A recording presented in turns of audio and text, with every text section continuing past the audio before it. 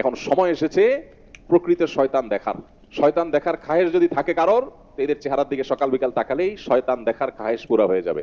যে মানুষরূপী শয়তান কিভাবে হয়, মানুষ কতটা ভণ্ড হয়, কতটা ইতর শ্রেণীর হয়, কতটা মানুষ বিচারী হয়, মুনাফিক হয়। সেজন্য লেখা হয়েছিল নাকি অবিভক্ত বাংলার জন্য তৈরি করা হয়েছিল?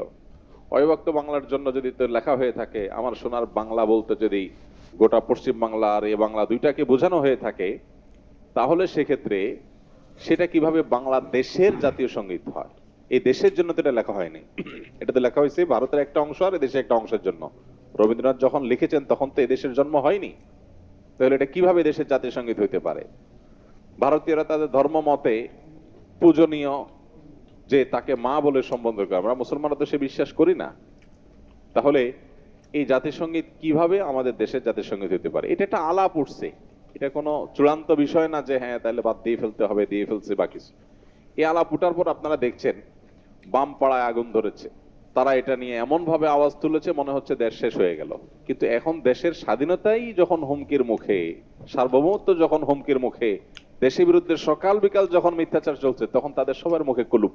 এই মানুষগুলোর শয়তানি যুগ যুগ ধরে আলেম ওলামারা আপনাদেরকে বলে আসছে, আপনারা হয়তো কেউ বিশ্বাস করেছেন কেউ করেন। এখন সময় এসেছে প্রকৃত শয়তান দেখার খায়েশ যদি থাকে কারোর, তো এদের চেহারার দিকে সকাল বিকাল তাকালেই শয়তান দেখার খায়েশ পুরা হয়ে যাবে। যে মানুষরূপী শয়তান কিভাবে হয়, মানুষ কতটা ভণ্ড হয়, কতটা ইতর শ্রেণীর হয়, কতটা মানুষ বিচারী হয়, মুনাফিক হয়, এটা এদেরকে না দেখলে বোঝার কোনো উপায় থাকবে না। তারা দেশের প্রেম আর দেশের মায়া এমন ভাবে জিগির করবে।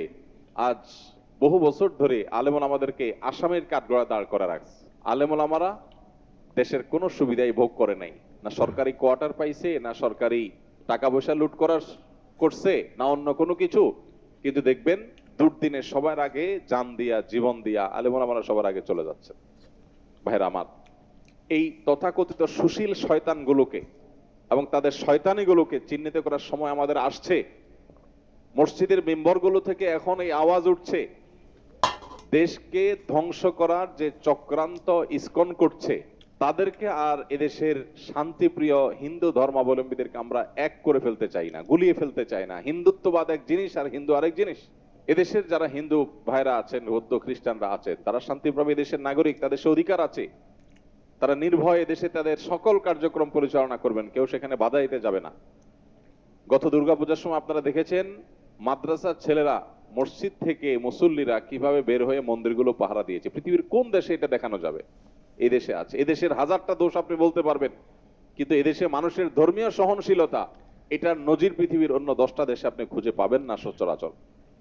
কিন্তু এরপরেও আমাদেরকে দোষী বানানো হচ্ছে। এখনো যদি আমরা সরব না হই, সজাগ না হই, এসব শয়তানদের শয়তানিকে মোকাবেলা করতে ঐক্যবদ্ধ না হই, তাহলে এক সময় দেখা যাবে আমাদের পায়ের তলার মাটিটা নেই, হাতছাড়া হয়ে